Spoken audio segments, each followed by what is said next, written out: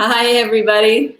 My name is Lisa Garrow, and I am here with Jen Hadley, and we are with Candy Consulting. And if you've been watching the last couple of days, we are excited to be with you. This is a series that we put together last week, kind of last minute, because we've been getting a lot of questions from you about what does this look like to manage events through crisis, and it's not easy. We are doing exactly the same thing right now. Jen is holding up okay. She woke up this morning, and I did too. So that's all we can ask for these days is put on a shirt and put on some makeup, and we keep going. Exactly, just keep going. So we're on session 3. So this is one that, as we were talking through this, as much as we've been getting some questions, as Jen and I were talking through it, we really thought it might be best for us just to kind of go through our process. My brain always tries to process things in categories and go with a certain flow to things, and it was pretty clear as we were talking through it that there's a lot in this topic, a lot of challenges and confusion around what to do. So today's topic is postpone your event, and when I had the series listed, it was like a postpone your event period. No. And what are you hearing, Jen, as far as people that we've been talking to or what you're seeing online when people are saying, please postpone your event? What does that mean to you, and what are you hearing? Well, I think that we all just have to be responsible to the community. First and foremost, public safety is really the big thing right now. And it's not just a trend, it's an actual need. So as respecting the guidelines from going down to smaller events to now nothing more than a group of 5, and that group of 5 is pretty much who you have to be living with. So I'm sure you're having your own dance party at home, but that's as much event as you're going to go to live in the next little while. So I think just respecting that. Also, there has been legislation that's coming out or has already come out about putting fines on people that aren't listening to that, because we are in a global situation where we just have to put our own personal and business needs on hold for the greater good. So I know that people are seeing that. That's number one. And then, of course, the panic is setting in on what am I going to do with my event, and is it going to run, and how's it going to work? And I've already invested all this money and time, and my volunteers are on hold, and everyone's on hold. And I think that's pretty much where we're all at, is everyone's just on hold for right now. And everyone is on hold, not just us. So. Well, and I think we were talking about that reality check. The first week is that adrenaline, like everybody's like, what's happening? Do what we can. Should we go ahead? Should we not? Really working on very little information at the time. Right. But what I've really heard in the last couple of weeks, especially the last couple of days, is that reality check is sinking in, and that there's the fact that there are no gatherings, and that affects our venue partners, that affects our friends that are running restaurants and musicians and artists and theater. Like, it's every part of our life. You know, when we kind of think of even meetings, like my husband is part of Toastmasters, and they just finished a call on Zoom today where they can't meet face to face, but they go through their same process that they would have in a normal meeting. But this looks different. And it was really interesting hearing them talk about right at the beginning that this might be uncomfortable for a lot of people. But we just need to learn the online platform, learn how to raise our hands, learn how to still connect with each other. Yeah. And so that is the reality check. It's that you don't stop. It's what's next.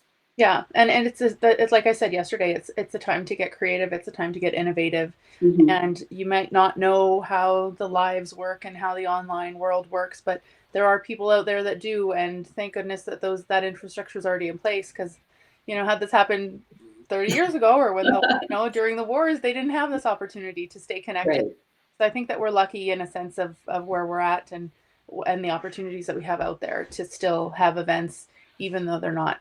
They're face-to-face, just not hand-to-hand. Exactly. Well, and if you're just joining us, I want to welcome you to session 3. We've got 2 more left, so we've got Thursday, Friday coming yet. But today we wanted to talk about what does it mean to postpone your event. We've got some really cool, I think some really cool discussion points. If you've got any questions that you want to add to the chat box, Michaela is on today again for us. She's going to be highlighting some of the links that we've sent her. There's a downloadable checklist that we put together. So there's going to be some things in that chat. So make sure you're following that with us. And if you've got any questions, we'll try to answer them on this live as well. But we certainly will do in the replay. We'll add some of our comments as well when we replay. So to start, Jen, we at Candy, we always talk about our foundation being really about getting to the core of strategy. It seems like a big word for a lot of people. They're like, well, we don't really have a strategy, but we've got an event plan. We've got a lot of pieces in motion, I guess I could say. What do you think the difference, not just how we do strategy, but what do you think the difference is between a strategic approach and having an event plan or a Google Doc, that kind of thing? What's the difference? I think that having a plan obviously is always the most important. You know, I mean, I'm writing actually for the next magazine issue. I'm writing a piece about don't plan an event without a plan. And it's not even just for event planning specifically, but especially in our industry, we have to think about the big picture, I think. And that's how we've been talking about this forever now, about doing events, not just for the sake of doing events, not because we've always done them, just because we've always had certain, key events in our lifespan of our business. What does that mean going forward? And yes, sometimes we do a golf tournament every June, or we do a gala every spring, or we do a holiday party every winter. But it's not enough to just say we do it because we do it. We need to really think about why and what the purpose is of every event that we do. And then the way that you and I do it together is we intertwine it into everybody's year. So does this fit? Does it make sense? Why are you doing it? And I think that even now that applies, even though we can't have face-to-face events, that really applies, especially now. So it gives you the opportunity to really think about, okay, I have this event planned for a couple of months from now. I don't know if it's going to run, but let's stop and think about, does this even make sense anymore? Or did it make sense back then? Or did we do it just because we've always done it and that's how it's always been? So that we talk about that all the time with our clients is the reason that you're doing this event going to help you in your future business? Or is it just because we've just always done it this way? Right. It's a really good time to really dig into that and see if that actually works. Well, and the cool thing about a strategy, and we've seen this with several clients now, is that when we actually look at 12 to 18 months, so we're looking at the long term, when things come in, like if there's some kind of a wrench thrown in, if you lose a staff member, if the weather is crappy, if there's some funding that maybe didn't come through, it allows you that opportunity to look at the full cycle. And our cycles usually are between 12 to 18 months, sometimes longer. But where we can say, okay, what if we picked this piece up and moved it over here? What if we added this piece of communication around over here? We're doing that right now with so many clients, where it gives us that opportunity to look at the big strategy and the components of the strategy and start messing with it a bit. And that's where flexibility is so important, and being able to step back and say,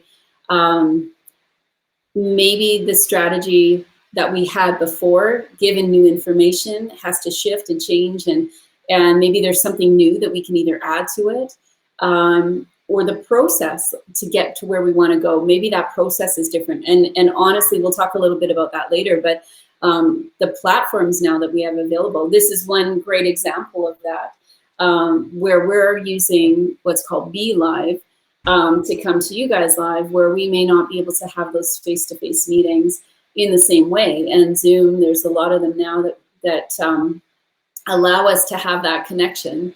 That could be now part of your strategy moving forward, big picture, post-crisis, right?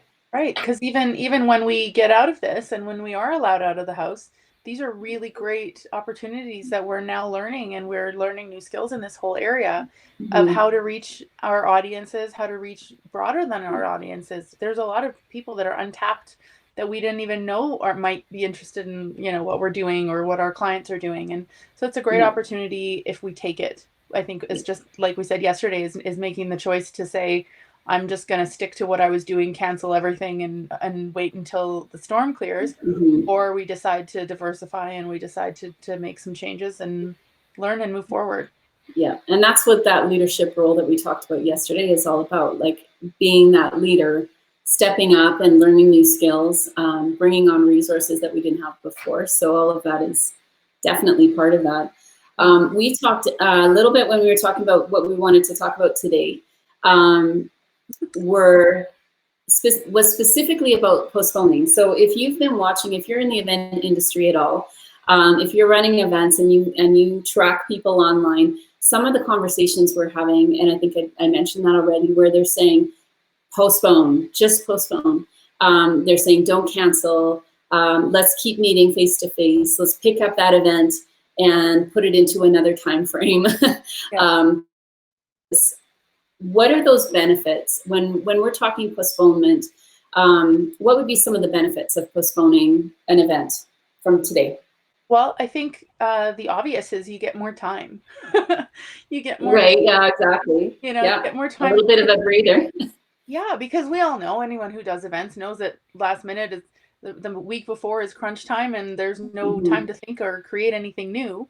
We're just doing what we're supposed to do. So I think it definitely buys us more time to slow down, to breathe, to look at all of the options, to make sure that everything is done properly. Not that we wouldn't anyway, but it slows down the pace a little, which kind of, as an event planner, gives our hearts a little bit of a break with the stress. Also, it gives us more time to get to know our audience and to see who's engaging, to see who's dropped off. That's also really important to know that's true. who's kind of sort of been on the hook, but then they're not interested for whatever reason, or we're not doing our job enough in a way to say we're not engaging with these specific people well enough. So, you know, especially when you're talking about sponsors and donors, if you haven't reached out to them in the last 4, 6, 8 months, why would they be following you now still?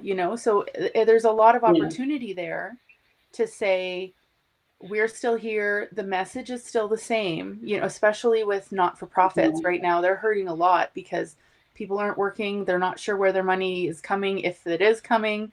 So they're giving less. And we're seeing that across the board with all of our not-for-profits. So I think that opportunity still lies in the fact that, yes, the need is still there. The need is absolutely still there. We can't have that event that closes the day, right? So that's been a real big struggle, but it's also an opportunity in a way. Right? Yeah. Well, and I think what you're saying about take it in as information. Yeah. So if you're facing a challenge, the best way to be a solution finder is to say, not just where's the gift in this, because I think that's part of it, but also what do I need to learn through this? What information is it giving me about where we're at, and what's even our strategy? Is it actually proving our strategy to be correct or accurate? Totally. And if you're taking it in as more information, it allows you to have that output to your teams and to your processes and the people that surround this event in a way that you can say, we are postponing because of this new information that we've gathered. And we are not just picking it up and moving it to a new date necessarily, but now that we have more information, like you're saying about our partners, like if our partners are asking for refunds on that vendor booth, or our team or our volunteers are now checking out and they really don't necessarily want to follow through it with a fall date, that gives you information, and it allows you to say, was our target correct? Was the people that we're trying to sell these tickets to, is that really the people we want to be talking to? Right. Or if you're making decisions around your vendors or trade show participants, all of that can kind of be back up for discussion, which in some ways is that gift. Yeah. Because if we're not targeting and if we're not really speaking the language of the people, knowing who they are, number one, but then also being able to communicate and build those relationships over time, in the long run, this will be better for any team, whether you're a business or a nonprofit. Sure, and you'll definitely see people drop off. You'll definitely see people wanting refunds or, you know, whatever it is. And dealing with those cases are going to be a one-on-one thing based on whatever your business model is. And there's reasons for all of it. And if anyone has questions for that, we've been fielding a lot of that. So send us a message to our Pick My Brain? Is it Pick My Brain? Pick My Brain, candyconsulting.ca. Lisa and I have been fielding questions there since the beginning of it starting. Of all of this, oh my goodness. So what would be the drawbacks? So we chatted a little bit about the benefits, but what would be some of those drawbacks to postponing? Okay, well, we're already seeing that dates in the fall are booked up pretty solid. So if you haven't come up with a backup plan already, do so. Think about some options for dates in the future. Some weddings, you know, everyone wanted to get married in 2020 in the summer, but sorry, you might not be able to. So we're going to have a. Well, you know, you say about weddings. I heard this morning that someone's planning their wedding to be a virtual online wedding. Yeah, I've seen that. Yeah, I think Vegas is doing that. The little chapel. And honestly, why not? Yeah, the little chapel in Vegas, I think it's doing that. So because everything is closed there, but even that people are moving things to next year, and they're securing on hold dates at their venue for the future because it's already getting booked up. Like I was looking at rescheduling another thing today, and there's nothing till November at certain places. So get on that if that's what you're trying to do. Also, you'll and could I add to that point, Jim? Some of our clients are also moving into 2021. Yeah. So sometimes we think of it as a 2020 event, that it needs to be in 2020 and people are going to be looking for it.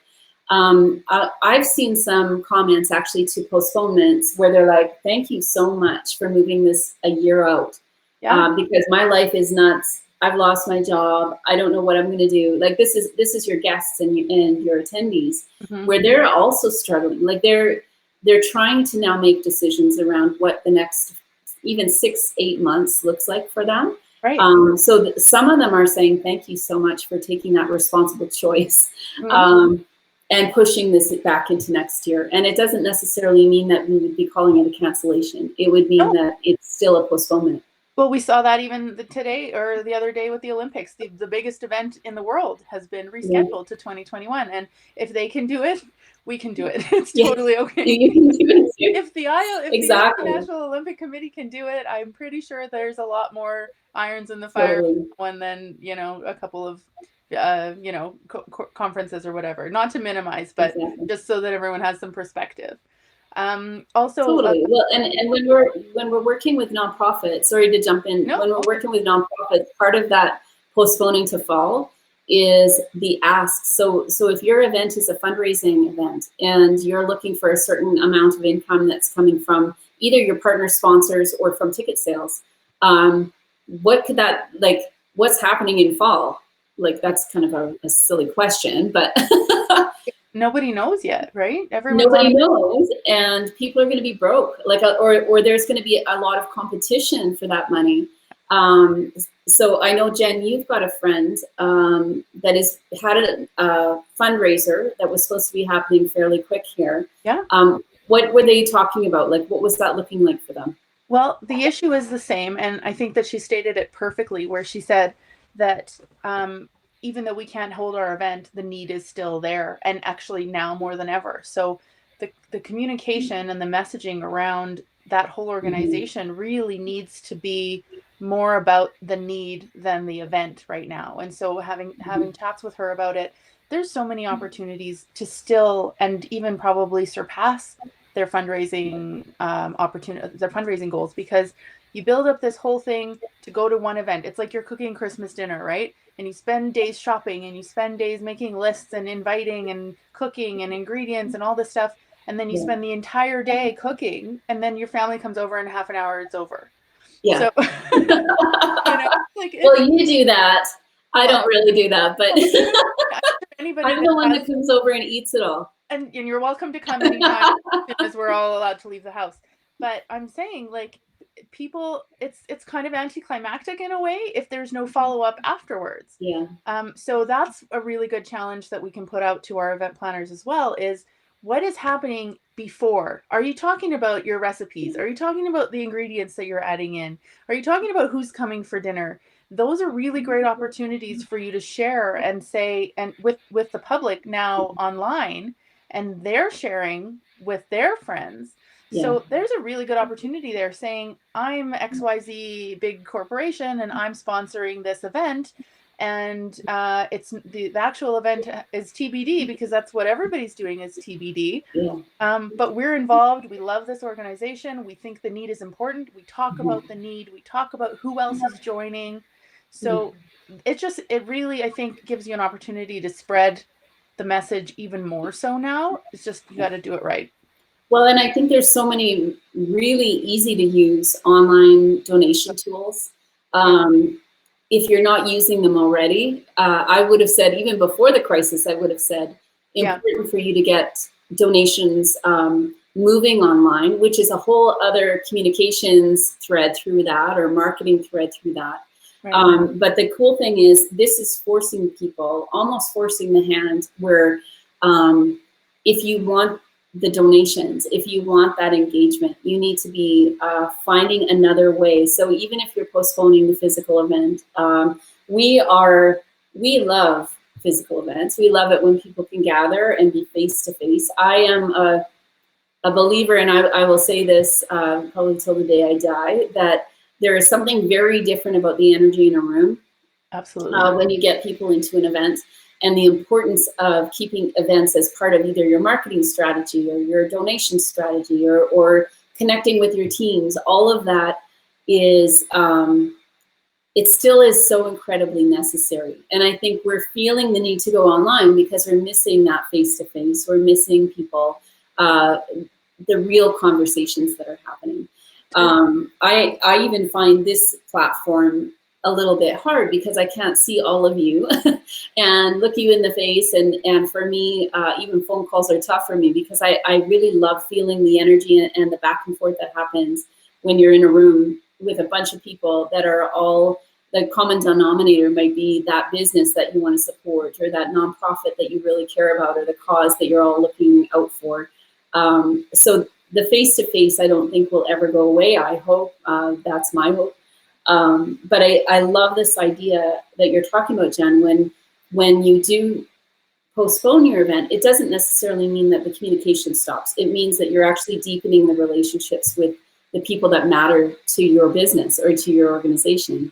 Yeah, you actually have to work. It's funny because a lot of people are just switching to Netflix and sitting on their couches, but this is the time to really connect with your audience and to find out, first of all, who are your audience really? Who are the ones that are going to stick by you anyway? And when that time comes that you can actually have your event, they will have already been thanked publicly and acknowledged, and be built into the event, so that when the event comes, everyone's going to know who's involved. Everyone's going to be on board, and the people that will actually be there are going to be super excited to be there, not just because the bar's open, but because there's a reason to be there. Really. Well, and I think the webbing together of like-minded organizations and sectors and businesses that are complementary, I think that's going to really start happening, because there's so much crossover now. Like, I'm seeing so many of my coaching friends online right now, or the people offering programs at a discount so that you can get through this period.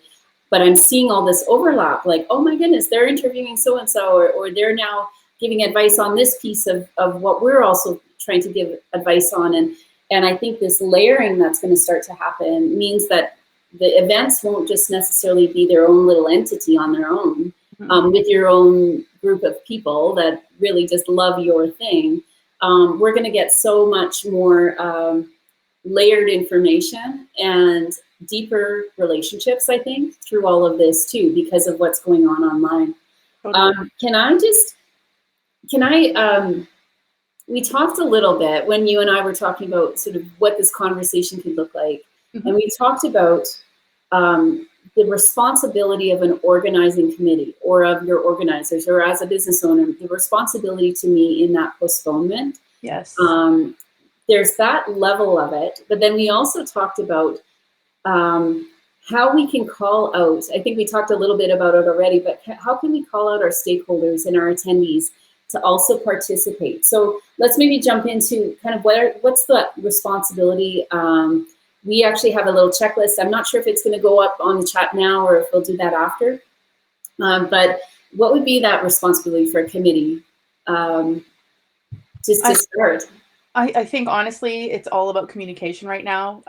Being in contact, letting people know what your plan is. If you're going to change the format, if you're going to change the date, if you're going to change the location, whatever that is, whoever's in that leadership position from the organizer level needs to be in constant contact with your volunteers, with your sponsors, with your partners, with everyone who's attending. Once you have those answers, even if they're TBD answers. Yeah, exactly. Right? Because you don't have the answers. I have no idea if in December it's going to be back to, I hope it is, but who knows, right? So I think that just being honest and letting people know that you're still there, that you still are supporting them, especially your volunteers. They come to you with open hearts wanting to help. And if we don't respond to them and thank them even just for showing up the first time and begging them to come back for the second time, I think everybody needs to feel appreciated and wanted and needed, especially in a time like this, where we're feeling pretty isolated, because we are. I think that starting from that point, and that's our responsibility, is the constant communication and constantly telling people what's the next step, because they're all sitting and waiting. You know, they're what's happening? Is this still going on? You know, can I get my money back? Or why would you want the money? You know, like there's a lot of things to talk about. And I think that that's our responsibility, is to make sure that we're sharing the information and even asking our attendees and our teams for their opinion. You know, sending out a survey. Do you still want to do this golf tournament? Do you think that it's important? Can we do another fundraising event that might not need a physical space, you know, or a physical exact same idea, right? So I think getting people involved is really great, making them feel like they're part of the journey. Actually, go ahead. Oh, I was just going to say, like, being part of that journey, I think if we've learned anything even in marketing in the last few years, is people want to be not just brought in on the big sell. People want to be part of the creation of something. They want to be on the sort of the ground level of what you're building and understand it and feel some ownership over that. So I think you're talking about bringing them in sort of through that communication. But I love the idea of a survey or checking in with them. Like what a great thing if somebody not just sent you their COVID-19 report or update, but if they literally asked you for some feedback. Like, what did you think about this event? Or what were you excited about when you signed up for this ticket? Or how can we support you? We know you want this information. How can we support you with more information? There's actually, I was listening to this really great interview this morning with a women's organization out of California. And she was talking about how they've refunded, this is thousands of women that come from all over the world to this location. But what was really cool about how she was approaching it, they've moved the whole conference online. They've refunded everybody. And she says, this is the time that we want not just the information, but the feel of what this community is to be free for everybody. So they've just made this sign-in for free for this conference. And the passion she had for that, and the passion she has for connecting women all over the world, like, it was really inspiring. And it isn't necessarily that she made it free. It was that she wants to continue gathering women together. So like you were saying earlier, it comes back to your purpose, and the strategy is based on your purpose. So if you're rethinking or revisiting your strategy, but you're now out of line with your purpose, that's not a way to revisit the strategy or to put new plans in place. If it's somehow out of line with who you are as an organization or a company, and now you're playing a game of catch up or or your communication is not as authentic and true to who you are as it could be. That to me, it was just so striking to hear how passionate this woman was about what's next for these thousands and thousands of women that usually come and gather face to face. It was really quite encouraging. It's a time where we're forced to really look in and see if what we're doing is really what we should be doing. Exactly. And you know what, Jen? I just realized we are like overtime, but we're going to keep going just a few. We can have this conversation all day. But I do want to get to the next point here. Sorry to totally like cut you off. But I think this one is something that we see with some of our business owner friends, with the buy local. I think it's really important. The idea of buying a gift card for one of your favorite restaurants, for example, or for a local business owner that's selling t-shirts or whatever it is if you know you're going to buy, let's say, Christmas or holiday presents, why wouldn't you invest some of that now, buy a gift card or some kind of purchase online that you can fulfill later. When you and I, Jen, were talking about this earlier, it was like, why wouldn't we be talking to our event attendees and our guests in that same fashion? Right. Where we're looking at it as a future opportunity, but like you were saying, the need is now. So how do you think we might be able to craft some communications around that? Like, not just hold on to your ticket, like maybe we're not giving a refund or we'd rather not give you a refund. Mm-hmm.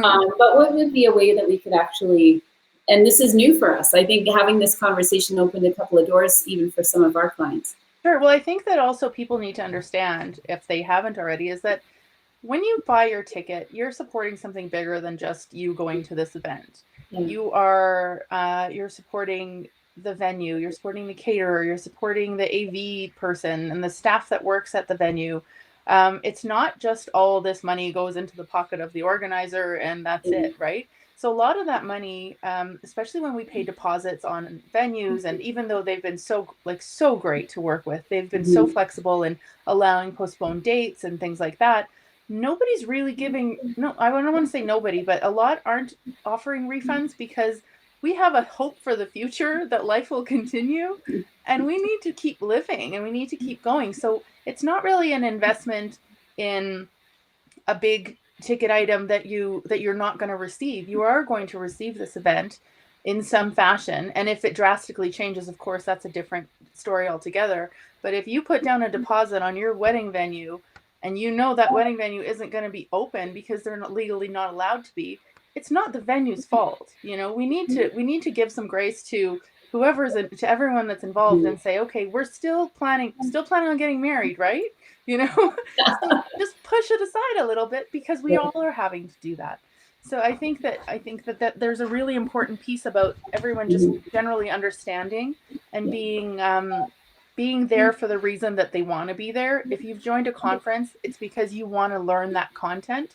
So the best thing that you can do is, yes, hold on to your ticket, but also join them online, because for sure they're talking about stuff online and you're going to learn more along the way. And you can bring your friends into those free conversations, the ones that you've been telling them, come join me, but they haven't made that commitment. They'll see it now. They'll start to understand. And that's how we build the community. That's how we stay alive. That's how the photographers get fed and the cleaning staff and everyone else. You know, I mean, right. And it's really, I think that the part of that too, that is, we're in it together. I keep sort of hashtagging that. Not just us in the events industry, but any of you that are planning on promoting your own events, you're probably pulling in volunteers. You're pulling in a friend that is a photographer. You're pulling in people that have given of their time and talent and energy and the idea of not just asking for a refund, but maybe being part of that moving online kind of committee, or sharing with your friends, or telling people about what's coming. Like you say, Jen, if you care about it, you care about it. And the cool thing, I think we all have an opportunity as event attendees. We love attending as much as we love planning. I think both of us, where if we're able to put ourselves in the shoes of the people that are organizing. And fundraisers are the same way, that maybe still give that gift on that month, kind of help keep them alive. If it was a product launch, for example, some kind of business, maybe they're selling sweatshirts and hoodies and hats or whatever, and they were going to be doing a big product launch next month.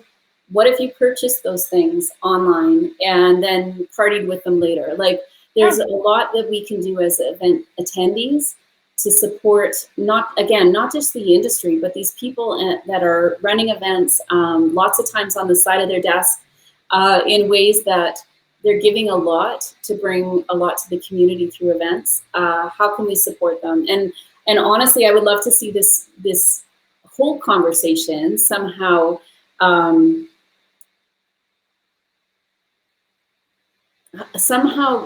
gain traction with what is our responsibility as an attendee. I think that's something I would love to do another whole series on, because this is what it means to be part of community, is that we show up for each other. I think, Jen, I do want to, if you have one sort of a comment on that one. Yeah. One quick thing. I think there's also an opportunity for event organizers to make it fun. You know, of course, so if you are, for example, like you're going to have your event and it's a maybe for now and we don't know when, but leading up to that event, you can play with hashtags. You could do like a game out of it, where if I'm launching a product and somebody buys it in advance and they order it and they take a picture of themselves and they snap it and then they send it out on the internet, it's showing your support, but it's also making it fun for everyone else. So which one are you wearing today? Or, you know, what book did you read today? Or however it is. It gets the community involved and it makes it fun, and it takes away a lot of the COVID-19 news banners, you know? Of course. It just makes it more fun and engaging. And I think that's a real opportunity that we have for especially fundraising organizations. Yeah. Well, and we can do reveals, right? Like, we know that we're going to be in this for a few months or a couple of months at least before we start seeing events going back into venues. Yeah.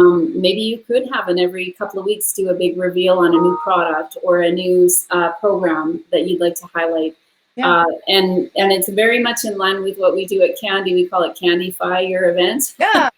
Because if it isn't fun, if it isn't something that feels engaging or surprising, you've kind of lost your audience, and it doesn't really matter what you're selling or what message you're trying to get across through that event. There's always ways to make it fun. I do want to bring up, and I'm really aware of the time because we're like now over a bit, but you know what? Whatever. I can press the button to stop or start whenever I want, right? We're event planners. Whoever wants to watch, but you know, sometimes things are different. What I want to just touch on really quick, and I know we don't have time to go into it, and maybe Jen, we do another one about this, but we were bouncing off this whole topic with my 20-year-old daughter, and she was so cute because she was just in the kitchen making herself some tea, and she said, if I could chime in, she said, I just want to say that just because an event is online doesn't make it any less of an experience. And she said, in some cases, more of an experience. And this idea of having the freedom. So I love this because she was saying, it gives me the freedom to personalize when I participate, how I participate, when I show up. If I've got time on my hands, then I'm going to follow them. And a lot of the YouTube people that she follows will have reveals of certain things. So she puts it on her calendar and then she joins in with a bunch of people online. And it was really a great perspective for me because I am certainly not 20 anymore. Jen, you're a lot younger than me. Not even though I don't get the YouTubers.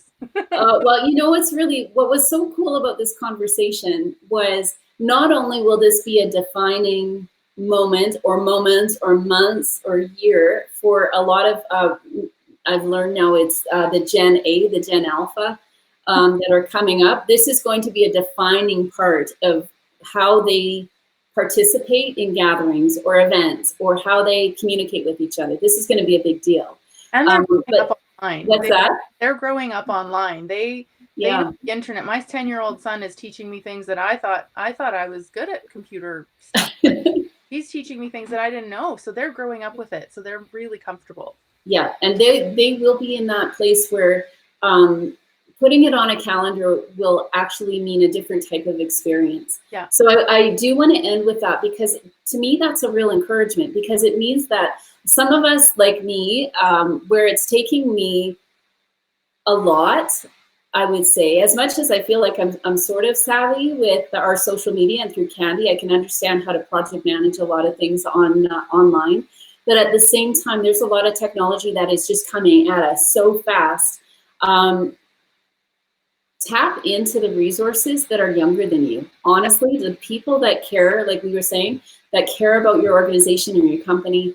And I don't care how young you are, there's always someone younger than you, like at 10 years old, or really coming up through high school, and they've got a passion for something. Engage them in a way where not only where you're saying, oh, young person, just be involved, give them the reins, like give them that responsibility, and help them either teach you or guide your guests online and engage with them online. That's where, to me, this is going to be quite an exciting time to see how that is all shifting for the greater good, honestly. I think ultimately we'll be better for it. So don't cancel yet. So if you have any questions, and again, it is what, 1:45, so we need to wrap up. But if you have any questions, there are lots of topics we could talk about this way, but we also understand you are facing very specific challenges with your specific events. So please reach out to us. The email address again is pickmybrain. That will be my brain, Jen's brain. We can engage some of our team members on the communications, marketing, design, even venue relations, contracts, all of that. We've got access to such a beautiful community of people that are willing to help. So please send us an email, pickmybrain@candyconsulting.ca. We will be back tomorrow. Jen, you have to be back tomorrow. I got nowhere to go. I'll just change my shirt. So yeah, exactly. We're kind of stuck at home. So on our Candy Consulting Facebook page, I've put this as a download so you can take a look at the topics that are coming up. Tomorrow we want to talk about, we actually talked a little bit about it today, but I think we'll jump into it a little more. Prepare for the future. So this is our session 4 called Prepare for the Future. The nature of a crisis is that it doesn't last forever, thank God. In the world of events, we're always planning months out from the actual event day. But what does it mean to prepare for what will be a new reality post-crisis? Let's talk. We'll find out.